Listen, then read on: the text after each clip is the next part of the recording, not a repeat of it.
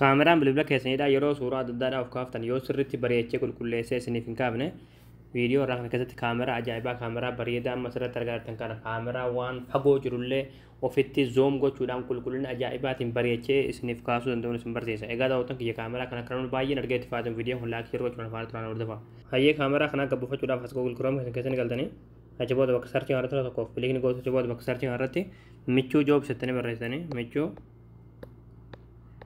joobs achi booda michuu joobs kan jedhu irratti ni baasirratti tokkoof kilikni gootu. ammallee asirratti michuu joobs.com kan jedhu tokkoof kilikni gootu. ammallee haala kanaan sitti sifataa asirratti ikoon sarchiin irratti tokkoof kilikni gootu. bakka sarchiin irratti qubee daa saa laa barreessitan achi booda sarchii fuuldura kanatti kilikii gootu sarchii gootu. achi booda haala kanaan suuraa kana bitaa suuraa kana irratti tokkoof kilikni gootu. achi booda kaamericha gabbuufachuudhaaf suuraa loltaa deemtu waltaasuma deemta malumaati. achi booda dhumarratti qalama diimaan akka barraa'e aappii as tokko buufadhaa akka jalatti daawuloor jetturitti daawuloor taasisuttaniiti kaameraa kana bilbila keessan irratti gabbuufattanii egaa gabbuufattanii kaatanii jechuudha. kaameraan kun haala ajaa'ibaa kanaan waan fagoo jirullee qulqulleessee bareechee haala sirriitti margaartan kanaan isiniif kaasaa jechuudha.